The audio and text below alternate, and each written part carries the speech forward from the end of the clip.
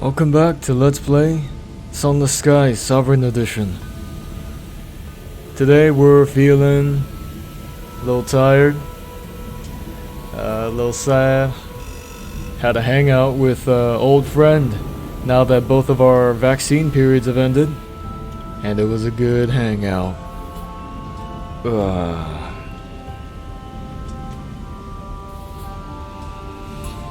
But we also talked about the past, which makes me sad now. So fuck it. Diving headfirst into this video game life. Wasting my life away. Let's go. Let's go. Bury the sadness. Alright. First things first. Wanna encourage you guys to watch this at double speed. Just cause. We are headed to Eleutheria today via the Eleutheria transit. I had an earlier captain, Captain Bay. He went for the wealth ambition, and he in my headcanon, he's a renowned smuggler, and so that's how he got enough money to pay for this damn transit. So we'll head up to Woolbury, check out, what's this, St. Anthony's Lighthouse, and see if we can't use our butchery. But besides that, we're headed to Eleutheria for the lion cloak. So let's get to it.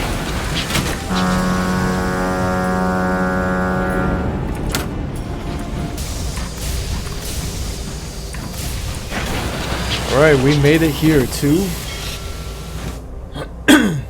Woolbury Juxtamare. At the Palace Pier, workers in neat uniforms guide your locomotive to rest. Tourist engines rest alongside trading engines. Crews trade gossip and delicacies.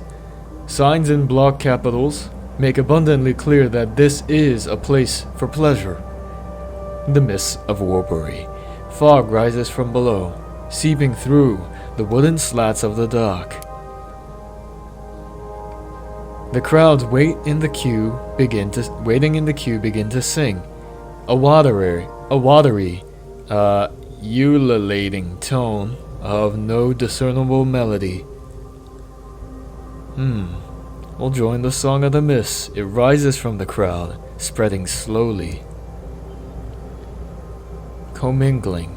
The song spills from your lips.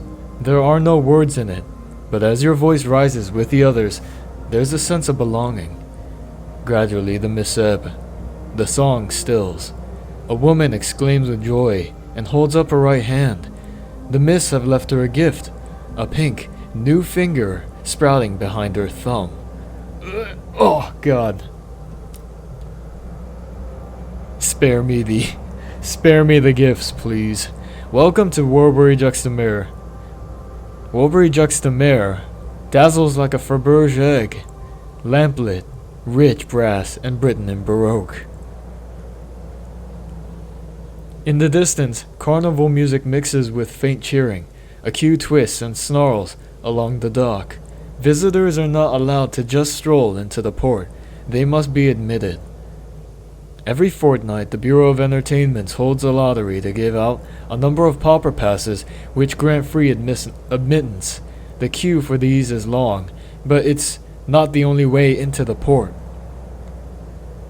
Bypass the queue at the insistence of the authorities. A fox-jawed man, smartly dressed in cobalt, takes notice of you. He crooks a finger. First time visiting Woolbury Juxtamare, eh? Come on, come over then. The representative of the Bureau of Entertainment introduces himself. We are a department of the Ministry of Public Decency, but we're entirely autonomous. We run this port for the benefit of weary travelers. He leads you past the queue that doesn't even bother to grumble. Yes, I know. Queue jumping is terribly uncouth, But would you really rather be mingling with the proletariat when you can be enjoying our port? And I'm sure once you've seen what we have to offer, you'll need to come back again. He leads you to a fitting station. A fitting station. Everyone goes through this. There's a dress code. Bureau of Entertainment wishes to encourage industrious captains to patronize the port. To this end, on a captain's first visit, they are allowed in, both without charge and without having to queue. The courtier. Oh, close of the promenade. The courtier is exquisitely attired. Burgundy tailcoat, cravat, brocaded vest in iron and ink, breeches, boots, and a smile like a shark. Periodically he checks a brass pocket watch, while his grin lengthens and diminishes in turns. He is here to supervise the attire of new visitors to the port. In Woolbury, everyone dresses up in the heady styles of 50 years ago. Considering the game begins at 1900, 1850, what's the style of that? The Bureau of Entertainment provides suitable attire for all visitors. We will take a finely tailored coat, draped across an army of smiling porcelain mannequins in an armament of coats in every size, all sumptuously designed, all perfect, just like you. The courtier calls two women from a door you hadn't realized was there. They are tall, sinewy, and sepia-skinned with the bluest eyes. As before, as always, my assistants will do everything they can for you, Captain. The women are efficient but impersonal, their attention bereft of interest. Whenever you attempt to don something that doesn't quite fit your ensemble, they remove the offending garment and replace it with an inventory of superior options. When you finally dismiss the women, the couturier considers you for a long moment. He turns to a wardrobe and hands you several garments, all your size. Once you're dressed, he dismisses you, shooing you into Woolbury-Juxtamer. Alright, a port report.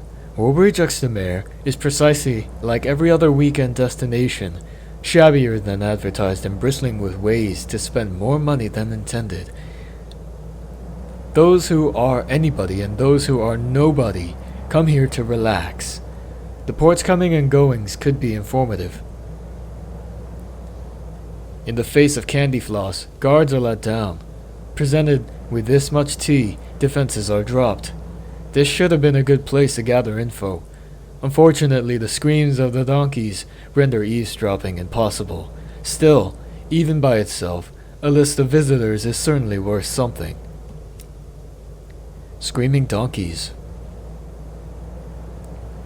Explore a tiny lane bedecked with shops, a babel of shops, stalls, and stalls sear the gaze with bold mismatched colors.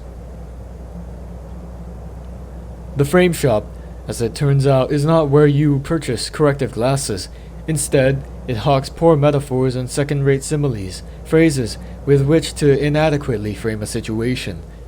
Frame shop. Not wanting to be impolite, you buy an analogy for an upset stomach. Here's a path to the beach. No trip to Woolbury is complete without a jaunt along the beach. You should stroll down to the shore, where the mists await in glittering coils. This is a beach. Of course it's a beach. What else could it be? It is a stretch of pale particulates and roiling mists. The air smells of salt and things that mummified in the sun, of cinnamon and licorice. It is pebbles and grains of blue glass, tendrils of something curious and organic, worm-like growths tufting through the sediment. This is exactly what beaches are. Spooky. Walk down the beach. You promenade down the palish sand. Be careful what you step. A stroll. You sojourn across the shore, along with your biological lifespan. Your sojourn across the shore, along with your biological lifespan, is almost cut short when the earth rises from beneath your feet. As it turns out, those weren't pebbles, but a migration of emerald-striped crabs. Yeah, I'm picturing like this, like incandescent, shimmering sort of. If glass was, if sand was made out of soft moving TV fuzz, almost.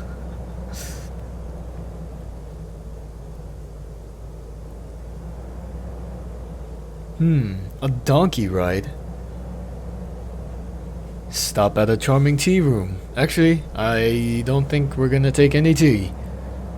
No trip to Woolbury is complete without a donkey ride. A man in a candy-striped suit bellows, while his donkey drools a string of iridescent tumors. Oh, God, how can you resist?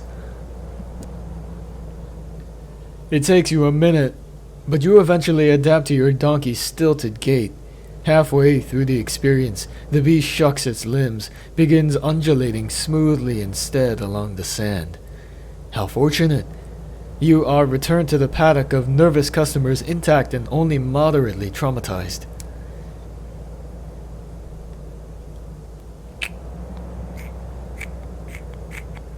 Wander onwards.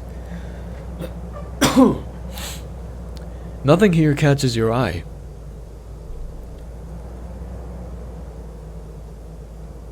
Yeah, wander onwards.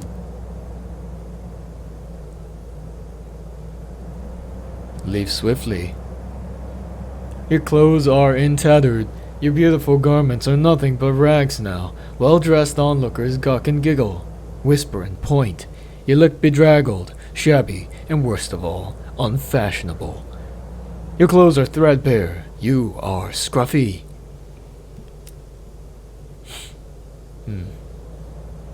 We can enter with a permit, with favor with the chairman, or 250 sovereigns. We will not be doing that.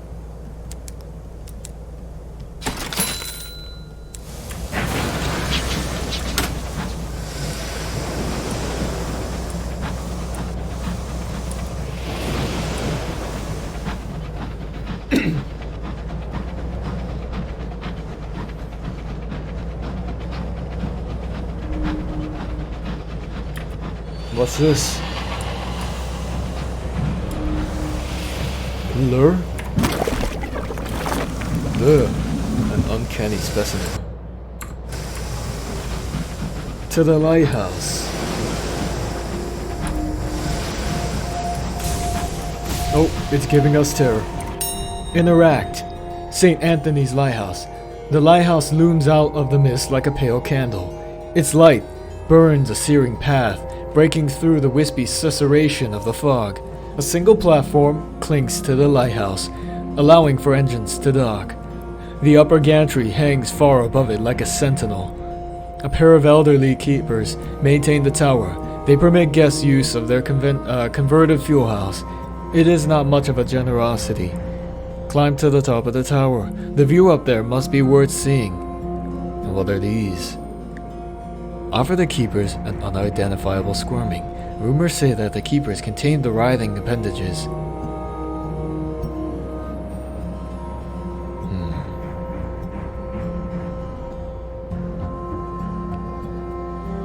Peril overcome. The climb is harrowing. The iron stairs are rickety and unsteadily bolted to the lighthouse's inner wall. You emerge. At the top of the lighthouse, the mist fall away altogether. You can see the lights of Woolbury dappled and jolly with festive lights. Engines pass in the distance, intent on some destination far from here. You linger for a time, watching the world go by without you.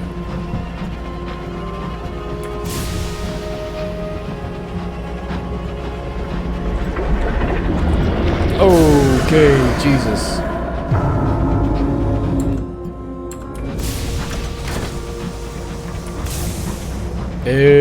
If we can find another squirming, that would be good.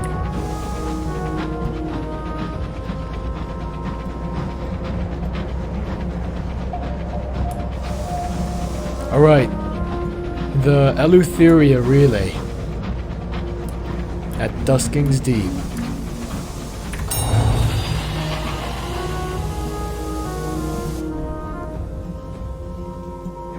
The Albion to Eleutheria Transit Relay.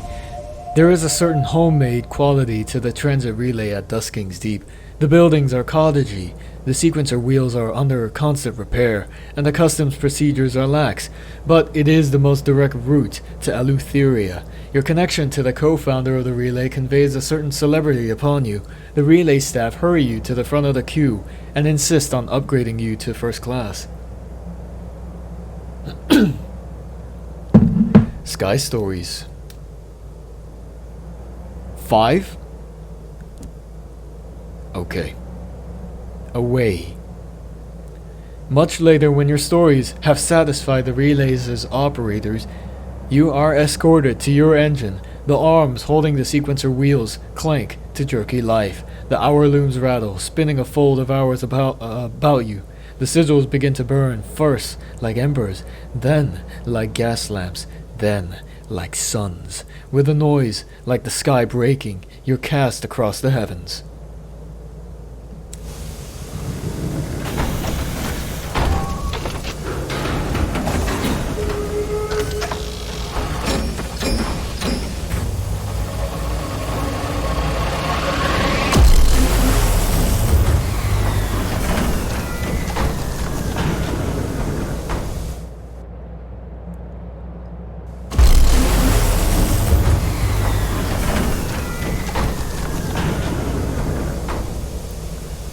Looks like the little caption here is doubled up.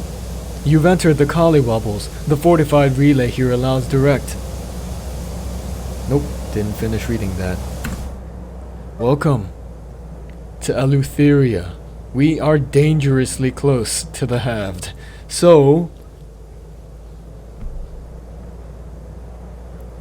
we are simply gonna make a beeline to Pan. Through the Collywobbles, past Tartarin. Yes. Okay. Let's do it.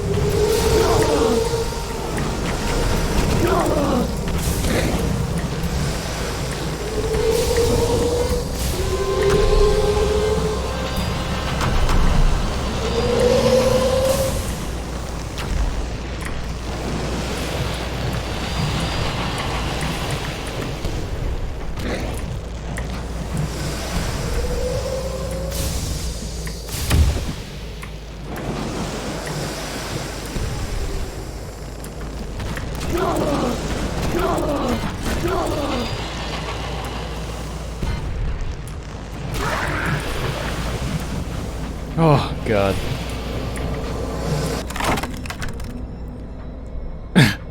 For goddamn lead beaters. Yeah, we'll take the Spincer's pen. The crew members set out to retrieve the object is gone some time for their task. Evidently, the Spincer's grip on it in death is exceedingly tight, and her fingers must be hewn off to retrieve it.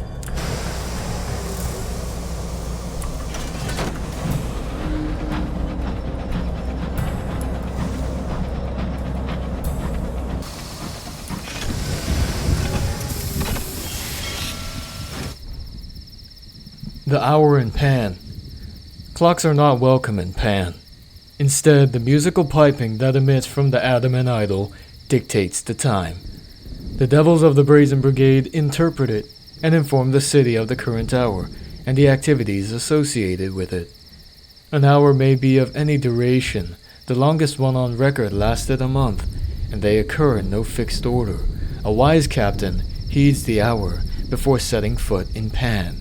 It is the hour of veracity, when the word eaters are abroad.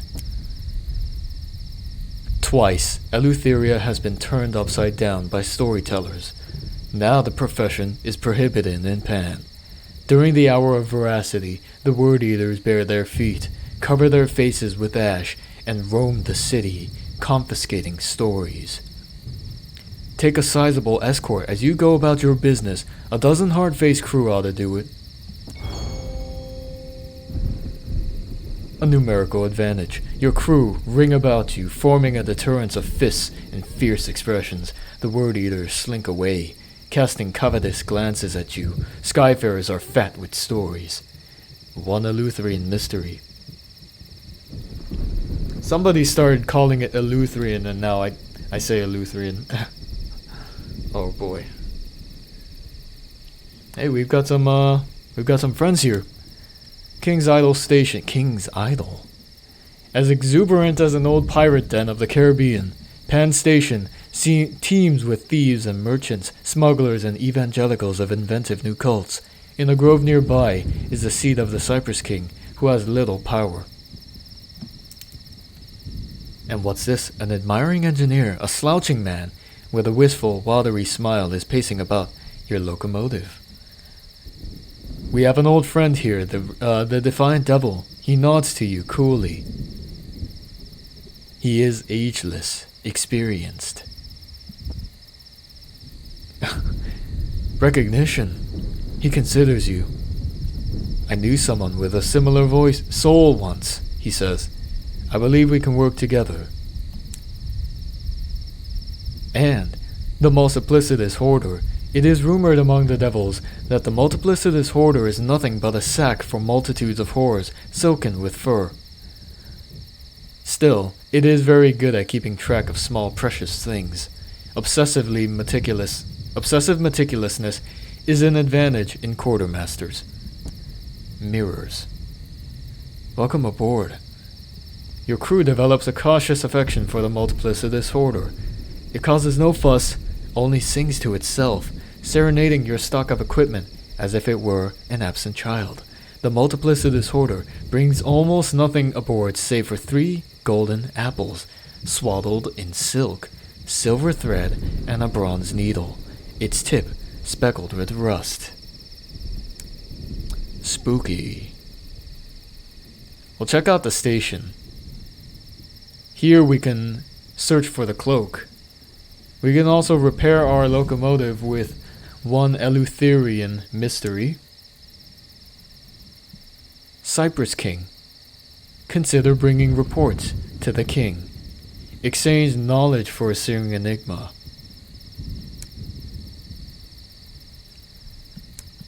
I don't think we will.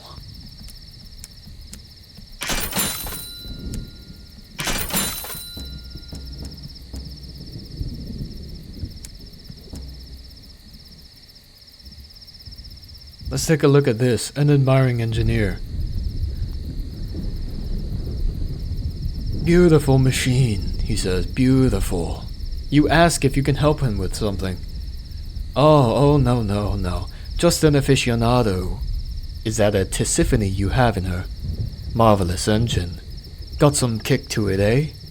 I once worked on the next generation of it, you know. Until... He holds up his hands. They are scarred and twiggy from old burns. Engage him in conversation, an improved version of the Tisiphone. Intriguing. An experimental engine. It was never finished in the end. Too ambitious? Although, he leans close, my old partner, and he names a certain diabolical contriver, is still working on it. She moved to the wreck of the Beringer. Less oversight there. If you like your engines spirited, you should seek her out. In fact, he says, as if the thought had only just occurred to him, perhaps you can give her this. He hands you a crumpled letter. Been a while since we spoke, you see. He shakes your hand. though his is rough and inflexible, and drifts away into Pan's crowds. This will begin a quest for an exotic engine suited only for skilled and reckless captains. The wreck of the Behringer can be found in the rough vicinity of Langley Hall, close to Wolf's Manse. Good thing we know where the wreck is.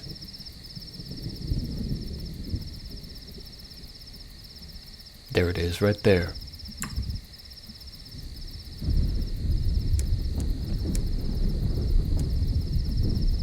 Alright, what we're gonna do is take a look at what the Cloak of the Lion challenge demands of us. The Queen described it as lost. How does she expect you to find it in Pan's tangled vastness? Tracking down the cloak. None of the denizens of Pan have heard of the Cloak of the Lion. Your questions elicit blank looks. With little recourse, you sit upon a half-tumbled wall and ruminate on the Martyr-King's Cup. For a moment you hold it in your mind so clearly you can almost see it hovering above you, a goblet of coal-black stone. Glancing up, you notice there are 2 moons in the sky. The Xanthus moon, pallid and distant, constructed by the Eagle's Empyrean, and another, larger, unidentified. With sudden surety, you know where to go. You mount your warhorse and ride off under doubled moonlight.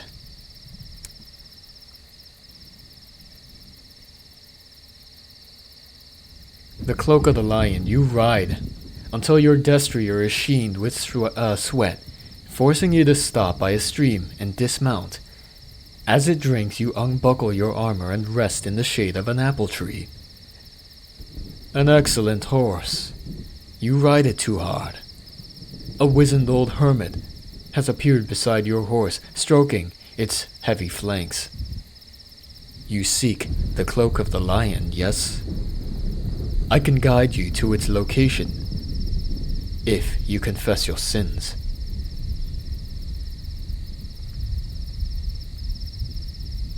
Confess your sins. How long does he have? Confessions by the stream. No one is without sin, child, says the hermit when you have finished, dipping his hand into the stream and letting the water flow between his fingers. I offer you forgiveness. He touches your forehead with wet fingertips and traces an elaborate symbol. You feel a sudden lightness of heart. Follow me. I will guide you to the cloak. What's this? You will need a searing enigma in order to cross the Falchian Bridge in Pan.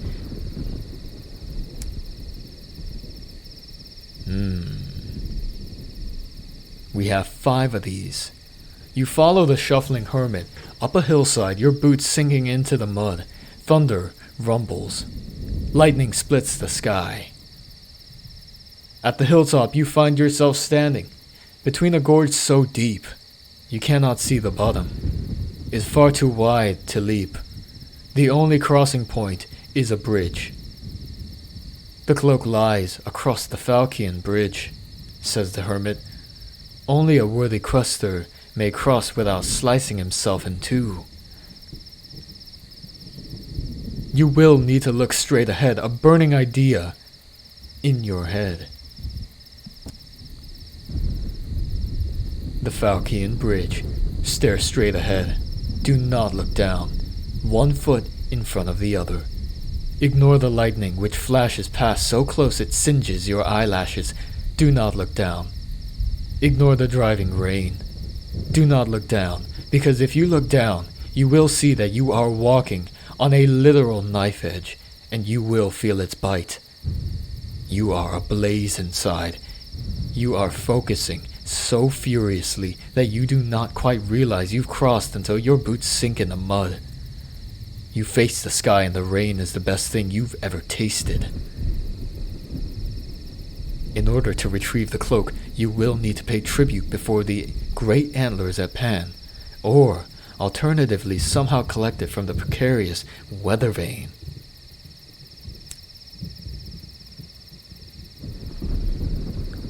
Across the Falkian Bridge, a pair of enormous antlers rise like totems from the mud. They are easily 3 times as tall as you. Tangled at their tip is a bundle of cloth. Is this supposed to be like the golden fleece? The cloak of the lion? But the antlers are impossible to climb. They burn your fingers at the touch as though made of flame. With dread certainty, you know what must be done. An offering must be made.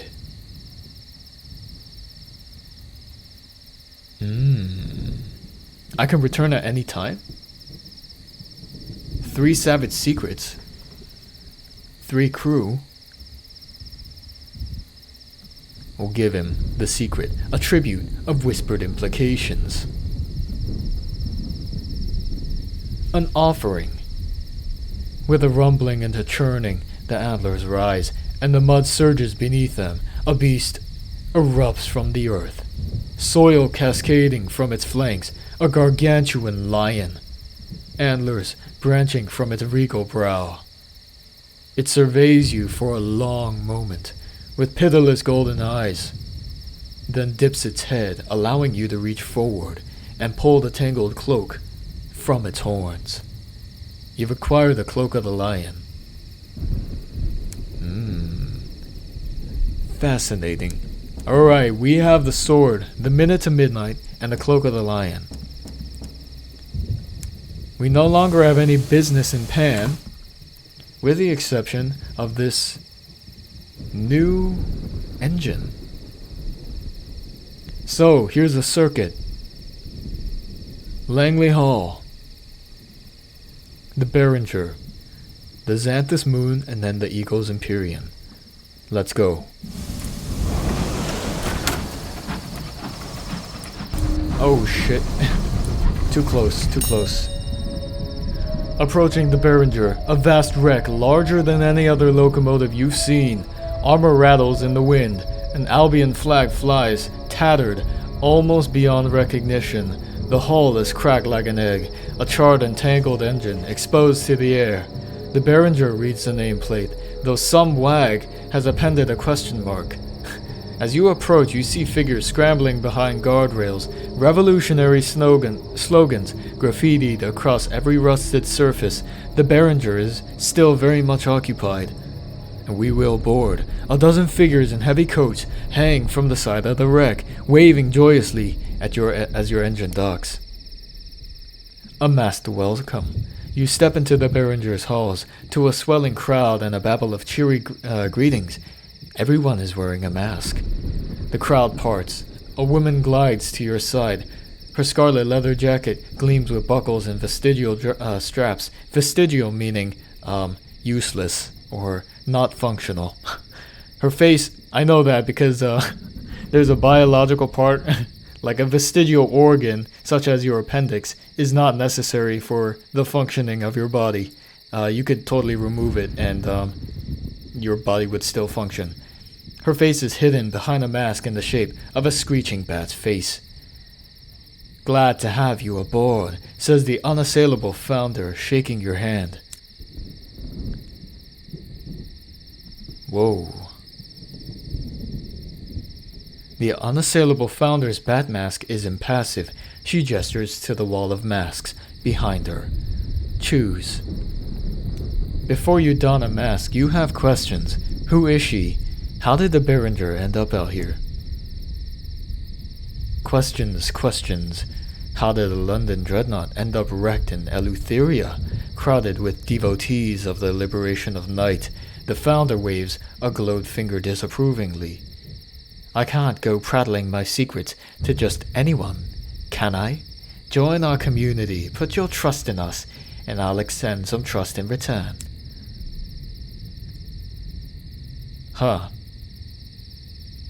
Oh, we could just speak to the diabolical contriver here. She is said to be working on an experimental engine somewhere on the Behringer. Ooh. Goat demons were common in old London but are rarities in the sky. Most of them remain behind in the damp and gloom where some say the devils invented them. Goat demons. This one is typically hirsute. Hirsute? Hirsute. And enormous. Its hooves are planted squarely before the door to the contriver's laboratory. Its arms folded across its chest. This is a literal goat demon. Like,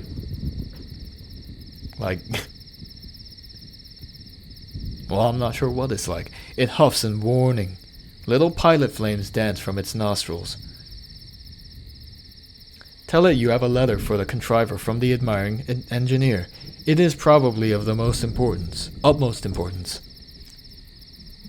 Implacable, the goat demon does not move. Apparently the contriver has told it that she does not want to be disturbed. If you want to get by, you'll need some leverage.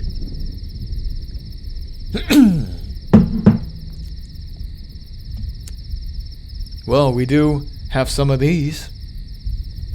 One cryptic benefactor will drop a name. Perhaps you know of someone important. Someone with connections to the devils and their ilk. Admittance. When it hears the name of your benefactor, the goat demon recoils, and its goaty eyes go round as marbles, its ears flatten. Hastily it steps aside and pushes the door open for you. Beyond, a walled-off section of the hold has been converted into the contriver's laboratory. As you pass it, the goat demon tries awkwardly to curtsy. What? Who did we name drop? The soul of a griever? Shit. This might take a while. The diabolical contriver is lean and brusque. Her hard bun of hair is threaded with gray. She's assisted by several industrious devils, somehow still dapper in lab coats and spectacles. They are hard at work on an experimental engine of unfathomable complexity. Its components are so small, so delicate, that the devils don't use spanners and screwdrivers, but tweezers and silver pins. Introduce yourself. You want to know more about her work. Perhaps the letter from the admiring engineer will break the ice. Old mistakes. The contriver doesn't even read the letter before tossing it into a nearby furnace. I don't believe in repeating old mistakes. He was a tolerable husband, but a mediocre scientist. I found more satisfactory collaborators. The devil smiled cheerily. I was frank about my priorities when he first courted me. You change the subject. Admiring the half-built engine, you ask a few well-informed questions. The contriver is intrigued. In point of fact, there are certain practical matters in which we could do with some assistance. Would you be willing to help? Discuss how you can assist. If you help us complete this prototype, the contriver informs you, and if it works, you can keep it. This is only a step toward my eventual goal.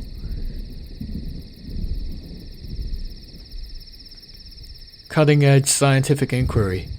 The theory is sound, but we have several practical requirements. She checks them off on her fingers. We need a word in the language of the heavens, a conflagration word, to light the law furnace. We need the soul of a griever. One of my associates will accompany you to do the needful. A petite devil with a polite smile steps forward. She carries something long and narrow wrapped in silk. And we need a substantial amount of Neveritine gemstones. Naveritine? Neveritine, for, well, technical reasons. Can you furnish us with all these materials? 8 casks, griever, and an enigma.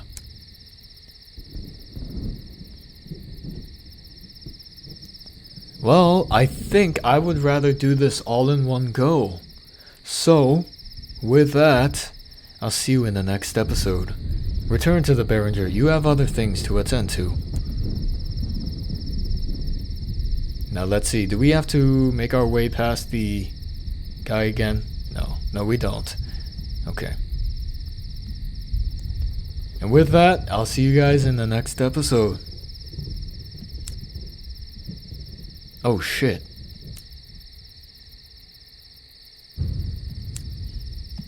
Never mind, we are going to Langley's.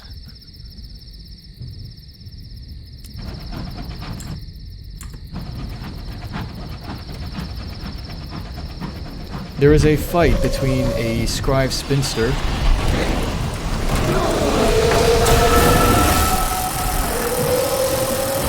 This is a mistake.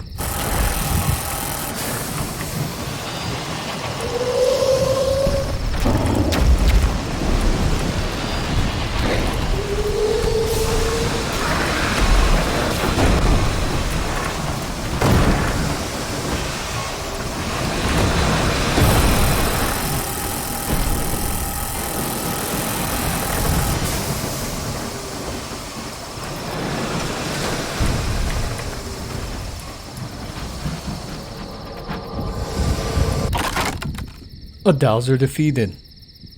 Plunder the dowser. A ravaged vessel is silent.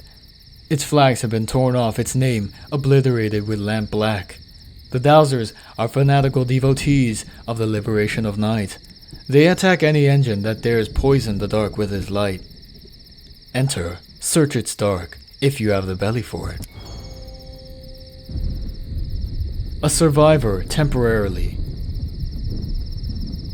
You hear the ragged breath before you turn another corner. It belongs to a member of the dowser's crew, badly wounded, who shies from your lamp with a cry of anguish. Their wound is unquestionably fatal. They promise to tell you a truth they learned in their journeys, if only you'll let them die in the dark.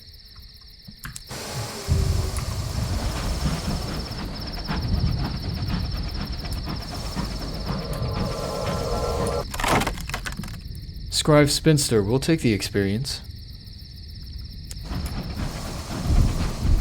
Where you at, buddy?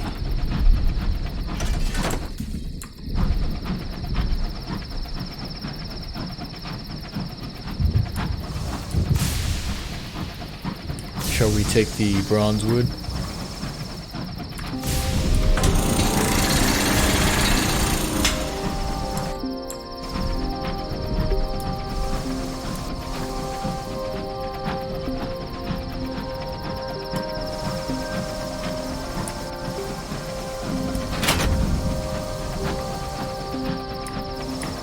Okay, Langley Hall.